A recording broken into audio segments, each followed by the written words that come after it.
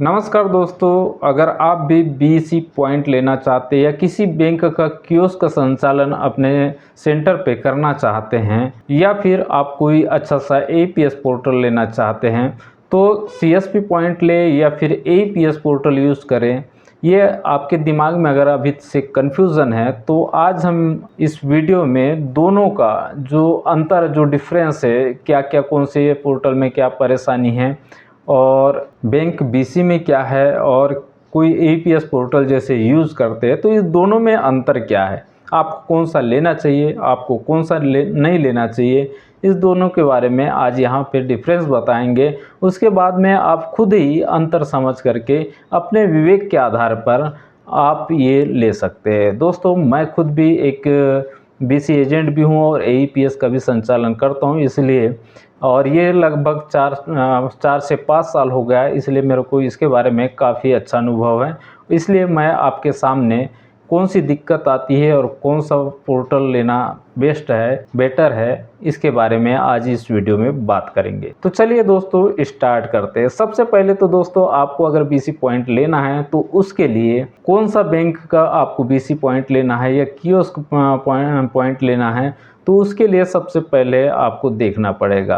अगर आप किसी बैंक का बीसी पॉइंट लेना चाहते तो सबसे पहले तो आपका जो सेंटर है वहाँ पे उस जगह पे मतलब बीसी पॉइंट के लिए जगह खाली होना चाहिए, जो कि आपको वहीं से पता चलेगा कि आपको वहाँ आपके उस क्षेत्र में बीसी उस बैंक का बीसी पॉइंट मिलेगा या नहीं मिलेगा। तो ये डिपेंड करता है दोस्तों बैंक के ऊपर, और वो बैंक ही इसको डिसाइड करता है कि कहाँ पे आपको बीसी पॉइंट देना है और कहाँ पे नहीं देना है। लेकिन दोस्तों एपीएस पोर्टल में ऐसा कुछ नहीं रहता। आप गांव में आप कहीं पे भी किसी भी जगह पे आप अपना जो एपीएस पोर्टल है, चाहे वो आप कोई कंपनी का ले, जैसे स्पाइस मनी ले, आरएनएफआई ले, रेलीपे ले, चाहे पेनियर बाय ले, चाहे रेपी पे ले, चाहे कोई भी ले, नोवा पे ले सकते हैं, जेवीएम पे ले सकते हैं। ऐसे ढेर सारे कंपनी है दोस्तों। किसी के बारे में मैं आज यहाँ पे अच्छा बुरा तो नहीं कहूँगा, लेकिन जो फेमस कंपनी है उसके बारे में ज़रूर बात करूँगा। तो दोस्तों, बीसी पॉइंट लेने के लिए या फिर सीएसपी पॉइंट लेने के लिए सबसे पहले तो ये जगह का ये हो गया। उसके बाद में सेकंड नंबर पे आता है, इसके लिए आपको जो है इन्वेस्टमेंट कितना लगेगा। अगर आप एईपीएस पोर्टल लेते तो एईपीएस पोर्टल में तो किसी पोर्टल में 1000 रुपये का चार्ज है, किसी पोर्टल में 500 रुपये का चार्ज है, और अधिकांश जो एईपीएस पोर्टल है उसका रजिस्ट्रेशन तो बिल्कुल फ्री में ही हो जाता है, उसके लिए आपको कहीं पैसे देने की ज़रूरत नहीं पड़ती। लेकिन दोस्तों, अगर आप बीसी पॉइंट लेना चाहते किसी भी बैंक का तो लगभग अगर आप किसी भी कंपनी से लेते हैं तो उसके लिए आपको 30 से 40 हज़ार रुपये का लगभग खर्च आ जाएगा। यदि आप बीसी पॉइंट लेते हैं तो सबसे पहले आपके लिए रिक्वायरमेंट होती है जो है आईआईबीएफ का सर्टिफिकेट। आईआईबीएफ का सर्टिफिकेट लेने के लिए आपको एक एग्ज़ाम पास करना पड़ता है, उसके लिए 15 दिन की ट्रेनिंग होती है, वो देना पड़ता है और एग्ज़ाम पास करना पड़ता है। एग्ज़ाम पास और जो ट्रेनिंग है उसका लगभग चार्ज आपको 5000 रुपये के आसपास पड़ जाएगा, जबकि एपीएस पोर्टल के लिए आपको यहाँ पे कोई चार्ज देना नहीं पड़ता। और ये जो सर्टिफिकेट है वो बिल्कुल अभी मैंडेटरी है, ऐसा करके एपीएस पोर्टल में तो अभी तक के नहीं आया है। इसके बाद में यदि आप पूरा ये कंप्लीट करने के बाद में यदि आपको बीसी आईडी मिल जाती है तो उसमें आप क्या क्या काम करेंगे। तो दोस्तों, बीसी आईडी जैसे मिल जाती है आपको तो वहाँ पे आपको अकाउंट ओपनिंग की सुविधा मिल जाती है, साथ ही दोस्तों एईपीएस की सुविधा मिल जाती है। आप किसी भी बैंक उस बैंक का जिस बैंक का बीसी लेते हैं दोस्तों, उस बैंक का तो आप 20 से 30 हज़ार रुपये तक के विड्रॉल कर सकते हैं। अलग अलग बैंक का जो बीसी है उसमें जो विड्रॉल का जो अमाउंट है वो भी डिफरेंट टाइप से है। किसी बैंक में 20,000 का है, किसी बैंक में 30,000 का, तो किसी बैंक में 50,000 रुपये का भी है। लेकिन दोस्तों, एईपीएस पोर्टल में मैक्सिमम लिमिट जो होता है वो 10,000 रुपये का होता है। और बहुत सारे एईपीएस पोर्टल में अकाउंट ओपनिंग की सुविधा नहीं होती, लेकिन बहुत सारे अभी और पोर्टल आ चुके हैं, जो कि काफ़ी पुराना है, जो काफ़ी फेमस है पोर्टल, उसमें भी आप अकाउंट ओपनिंग का काम करना चाहते हैं तो वहाँ पे आप अकाउंट ओपनिंग का काम कर सकते हैं। जैसे स्पाइस मनी और पे नियर बाय जो है वो है, स्पाइस मनी में NSDL पेमेंट बैंक का BC पॉइंट आपको मिल जाता है, और स्पाइस मनी में ही आपको एक्सिस बैंक का भी मतलब CSP पॉइंट मिल जाता है। उसके लिए आपको वहाँ पे कोई चार्ज देना नहीं पड़ता, वहाँ भी आप सेम वही काम कर सकते हैं। लेकिन दोस्तों वहाँ पे आपको चूज़ करने का ऑप्शन नहीं है। यदि आप चाहते हैं SBI का या फिर PNB का या HDFC बैंक का, मान लो अगर आप इस बैंक का BC लेना चाहते हैं तो वहाँ पे आपको ये ऑप्शन नहीं मिलेगा। वहाँ पे केवल एक्सिस बैंक है, और जैसे स्पाइस मनी की बात करें तो NSDL बैंक है। NSDL और एक्सिस बैंक यहाँ पे आपको 2 ही ऑप्शन मिलता है।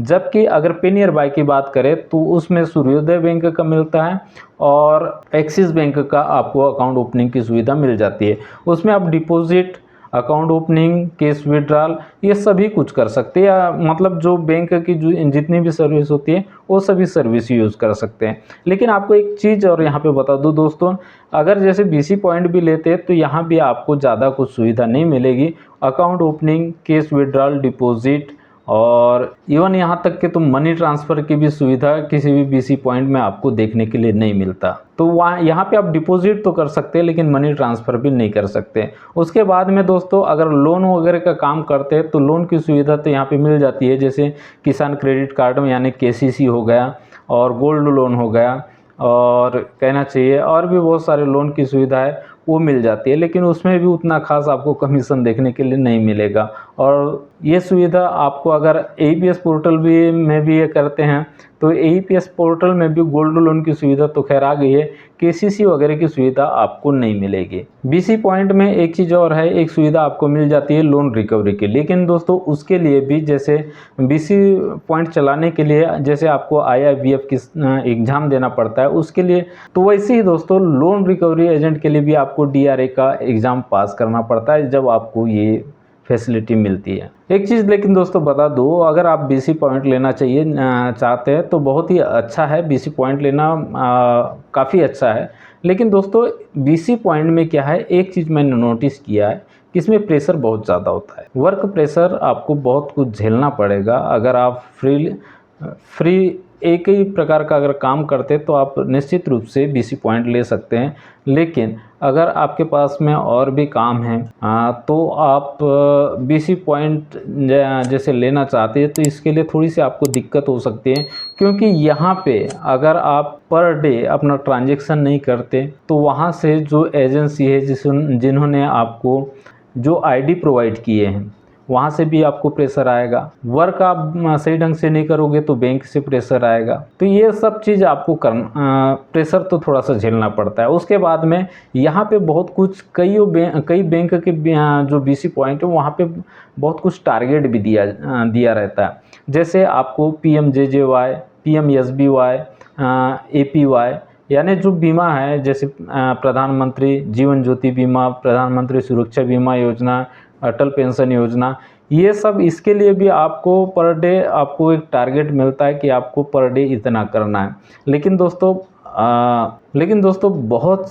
जगह पे देखा जाता है कि ये सब चीज़ नहीं हो पाता, इसके लिए काफ़ी तकलीफ होती है। साथ ही आपको प्रेशर किया जाएगा कि आप गोल्ड लोन लाइए, आप KCC लाइए, उसके कस्टमर भेजिए। तो ये सब भी आपको प्रेशर झेलना पड़ सकता है, क्योंकि बहुत सारे बैंक के जो BC हैं, मेरे दोस्तों लोग भी बहुत सारे BC वगैरह है, कोई दूसरा बैंक, कोई किसी और बैंक का कर रहा है, कोई किसी और बैंक का कर रहे हैं। तो हम देखते हैं कि उनको भी बहुत सारा ऐसे प्रेशर आता है कि आपको अकाउंट ओपन करना है, इतना अकाउंट ओपन करना है, इतना KCC करना है, तो गोल्ड लोन करना है तो आपको PMJJY करना है, तो PMSBY करना है, तो APY करना है। तो ऐसे सभी का मतलब टारगेट एक तो बैंक तरफ से भी रहता है, ऊपर से जहाँ से आप ID लेते हैं वहाँ से भी आपको टारगेट रहता है कि आपको इतना करना है। नहीं करे तो फिर फ़ोन आता है, फिर कहीं ना कहीं प्रेशर चालू हो जाता है। तो ये सब आपको BC पॉइंट में निश्चित तौर पे आपको झेलना पड़ेगा। अगर आप इतना कर सकते हैं तो आप निश्चित रूप से बढ़िया BC पॉइंट ले सकते हैं, क्योंकि BC पॉइंट लेने वालों को थोड़ी सी ये सब चीज़ फेस करना पड़ता है। जैसे आप अकाउंट ओपन करते हैं तो उसका फॉर्म आपको वहाँ पे बैंक में ले जाके पर डे जमा करना पड़ता है, जो भी अकाउंट ओपन किए तो वो फॉर्म भी आपको वहाँ पे जमा करना पड़ता है। कई कई जगह तो डिजिटल अकाउंट ओपन हो जाता है तो वो तुरंत ही उनका अकाउंट जनरेट हो जाता है, लेकिन कई बैंक में तुरंत अकाउंट जनरेट नहीं होता। तो जब तक कि आप वहाँ पे फॉर्म ले जाके जमा नहीं करोगे तब तक के वहाँ से आपका अकाउंट जनरेट नहीं होगा। अगर अकाउंट जनरेट होने में लेट होता है तो इधर कस्टमर लोग फिर परेशान करते हैं। लेकिन दोस्तों वहीं पे अगर आप APS पोर्टल लेते हैं, अगर वहाँ से आप अकाउंट ओपनिंग भी करते तो आपको कोई मतलब डॉक्यूमेंट वहाँ पे जमा करने की या फिर ऐसी कोई दिक्कत नहीं होती। जैसे एक्सिस बैंक का डिजिटल अकाउंट ओपन करते हैं तो आपको यहाँ पे कोई प्रेशर नहीं होता। आप अगर महीने भर भी अपने APS पोर्टल में या फिर 2 महीने भी अगर आप अपने APS पोर्टल में वर्क भी नहीं करते तो भी आपको यहाँ पे कोई दिक्कत नहीं होती। कमीशन की बात करें तो दोस्तों कमीशन तो दोनों में ही सेम मिलता है, चाहे वो कियोस्क हो चाहे आप APS का काम करते हो, कमीशन लगभग सेम ही रहता है, उसमें ज़्यादा डिफरेंस आपको देखने नहीं मिलता। लेकिन दोस्तों जो BC पॉइंट है या जो CSP पॉइंट है के जो संचालक है उनको जो कमीशन है वो महीने में मिलता है, पर मंथ मिलता है, और जो APS पोर्टल में है उसमें जो कमीशन है वो तुरंत मिलता है। अब दोस्तों बात कर लेते हैं कि BC पॉइंट के लिए या फिर किसी बैंक का अगर CSP पॉइंट लेते हैं तो उसके लिए आपके पास में बायोमेट्रिक डिवाइस होना चाहिए। वो आप APS पोर्टल भी लेंगे तो उसके लिए भी आपको बायोमेट्रिक डिवाइस की ज़रूरत पड़ेगी। साथ में आपको पास में प्रिंटर होना चाहिए, साथ में आपके पास में लैपटॉप भी होना बहुत ज़रूरी है। लेकिन दोस्तों अगर आप APS पोर्टल यूज़ करते हैं तो आप ज़्यादा इन्वेस्टमेंट नहीं करना चाहते, शुरुआत में कम से शुरुआत करना चाहते हैं तो ओनली आप अपना एक मोबाइल से भी यहाँ पे काम चला सकते हैं। एक मोबाइल और एक बायोमेट्रिक डिवाइस आपके पास में होना चाहिए। तो यदि आपके पास में एक मोबाइल है, एक बायोमेट्रिक डिवाइस है, तो आप जितना भी ट्रांजैक्शन है, जो भी कुछ काम करना है आपको, ये सभी काम आप केवल इतने ही चीज़ में एक मोबाइल और बायोमेट्रिक डिवाइस में कर पाएंगे। लेकिन दोस्तों CSP पॉइंट के लिए कम से कम आपके पास में लैपटॉप, प्रिंटर और बायोमेट्रिक डिवाइस, ये 3 चीज़ होना तो बहुत ही ज़्यादा ज़रूरी है, क्योंकि इसके बगैर आप CSP का काम कर ही नहीं सकते। तो दोस्तों इस सभी का अगर कंक्लूज़न निकाले तो अगर आप थोड़ा सा टेंशन लेके और थोड़ा सा सीरियस होकर काम करना चाहते तो आप BC पॉइंट बिल्कुल ले सकते हैं, उसमें ज़्यादा कोई दिक्कत नहीं है। लेकिन वहाँ दोस्तों आपको सर्विस भी लिमिटेड मिलता है। अगर आप APS पोर्टल यूज़ करते हैं तो APS पोर्टल में आपको कम से कम, कई पोर्टल तो ऐसे जिसमें 20 से 25-30 सर्विस आपको मिल जाता है। लेकिन अगर आप CSP पॉइंट लेते किसी भी बैंक का ले, आप स्टेट बैंक ले, पंजाब ले, चाहे HDFC ले, चाहे और ICICI ले, कोई भी बैंक का अगर BC पॉइंट लेते हैं तो आपको यहाँ पे लिमिटेड ही सर्विस मिलती है, जैसे कि अकाउंट ओपनिंग, APS की सुविधा, कैश विड्रॉल, कैश डिपॉजिट और PMJJY, PMSBY, APY जैसे आप बीमा कर सकते हैं। बस इतना ही सुविधा है। जबकि अगर आप APS पोर्टल यूज़ करते हैं तो APS पोर्टल में आपको ढेर सारी सुविधा मिल जाती है, चाहे रेल टिकट बुकिंग करना है, पैन कार्ड बनाना है, होटल बुकिंग करना है, कैश डिपॉजिट करना है, यहाँ साथ ही साथ यहाँ पे भी account opening, cash deposit, cash withdrawal, APS, ये सब सुविधा तो मिलती है। उसके बाद में बिजली bill payment, recharge, mobile DTH, cash collection, cash drop, ऐसे बहुत सारी सुविधा मिलती है। LIC पेमेंट वगैरह बहुत सारी सुविधा आपको मिल जाती है। लेकिन अगर आप BC पॉइंट लेते तो आपको यहाँ पे लिमिटेड सर्विस मिलती है, साथ ही थोड़ा सा काम का प्रेशर भी आपको झेलना पड़ सकता है। उसके बाद में दोस्तों अगर आप, और साथ ही आपको इन्वेस्टमेंट भी ज़्यादा करना पड़ता है। लेकिन दोस्तों एक फैसिलिटीज़ में अच्छा है कि अगर आपके पास में जिस बैंक के कस्टमर ज़्यादा है, आपके जिस एरिया में जिस बैंक के कस्टमर ज़्यादा है और जो आपका नज़दीकी बैंक है उसी बैंक का कस्टमर आपके क्षेत्र में ज़्यादा होगा, तो आप उस बैंक से अगर BC पॉइंट लेते हैं तो अभी जैसे एक एग्जांपल बता रहा हूँ कि जैसे SBI का ही ले लेते हैं। SBI का पैसा जो है बहुत जगह APS में विड्रॉल नहीं हो पाता। लेकिन अगर आप SBI का APS लेते हैं, स्टेट बैंक ऑफ इंडिया का BC पॉइंट या फिर CSP पॉइंट लेते हैं, तो यहाँ पे दोस्तों आपको SBI का मतलब 30,000 रुपये तक के एक दिन में आप उनका विड्रॉल कर सकते हैं। जबकि दूसरे AEPS वाले तो अधिकांश लोगों का जो अकाउंट है वो सस्पेक्टेड फ्रॉड आता है, उनका वो विड्रॉल ही नहीं कर पाते। तो आप ऐसे बैंक का अगर आप BC लेते हैं तो उस बैंक के लिए तो आपके पास में जितनी भी सुविधा है वो बैंकिंग का काम आपका मतलब लगभग पूरा काम आपके शॉप पर हो जाएगा या आपके सेंटर पे बैंकिंग का जो भी काम है उस बैंक जिस बैंक से आप रिलेटेड बैंक की CSP लेते हैं या कियोस्क बैंकिंग लेते हैं उस बैंक का आप लगभग सभी काम कर सकते हैं। अगर आपके क्षेत्र में उस बैंक के कस्टमर ज़्यादा हैं तो आपको निश्चित रूप से उस बैंक का BC ले लेना चाहिए, क्योंकि AEPS पोर्टल वाले तो जगह जगह मिल जाएंगे। लेकिन अगर आप उस बैंक का BC लेते हैं तो आप पूरे जो कस्टमर हैं वो आपके पास में कन्वर्ट होके आ जाएंगे, और पूरे जब कस्टमर आपके पास में कन्वर्ट हो जाएंगे तो आपको 17 प्रकार के काम करने की भी ज़रूरत नहीं पड़ेगी। आपका जो एक ही काम है, जैसे बैंकिंग का ही काम अगर आप करना चाहते हैं तो आप एक ही काम से आप फुर्सत नहीं हो पाएंगे। तो इस प्रकार से आप बैंक का BC लेकर के भी अच्छा खासा इनकम जनरेट कर सकते हैं। लेकिन थोड़ी सी प्रेशर ज़रूर है, उस प्रेशर को आपको फेस करना पड़ेगा, थोड़ी सी तकलीफ़ है, आपको एग्ज़ाम पास करना पड़ेगा, आपको शुरुआत में इन्वेस्टमेंट भी करना पड़ेगा। तो जो ये सब कुछ कर लेते हैं उनके लिए BC पॉइंट बहुत ही अच्छा है। लेकिन दोस्तों जो ये सब कुछ फेस नहीं कर पाते और जो नया शुरुआत कर रहे हैं वो सबसे पहले अपना जो शुरुआत है वो AEPS पोर्टल से कर सकते हैं, जिसमें आपको ID लेने के लिए भी ज़्यादा खर्च नहीं करना पड़ेगा, इधर उधर के तामझाम करने की ज़रूरत नहीं है, एग्ज़ाम देने की अभी फ़िलहाल में तो एग्ज़ाम भी देने की ज़रूरत नहीं है।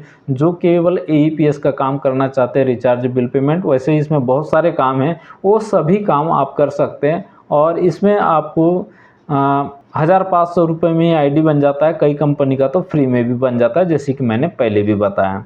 तो आप कौन सा यूज़ करना चाहते हैं, या फिर अगर आपको इसके संबंध में कुछ आपके दिमाग में अगर अभी भी सवाल है, आप अपना जो सवाल है, आप जो अपना क्वेश्चन है वो मेरे को कमेंट बॉक्स में लिख सकते हैं। मैं कोशिश करूंगा, ज़्यादा से ज़्यादा कोशिश करूंगा कि आपके कमेंट का सही से आंसर दे सकूं। तो आशा करता हूं दोस्तों आज का वीडियो जो है आपके लिए हेल्पफुल रहा होगा। वीडियो अच्छा लगे तो वीडियो को लाइक कर दीजिएगा, चैनल पर पहली बार आएँ तो चैनल को सब्सक्राइब कर दीजिएगा, ताकि जब भी मेरा वीडियो अपलोड हो उसकी जानकारी आप तक के पहुँचे। वीडियो देखने के लिए बहुत बहुत धन्यवाद। आपका दिन शुभ हो।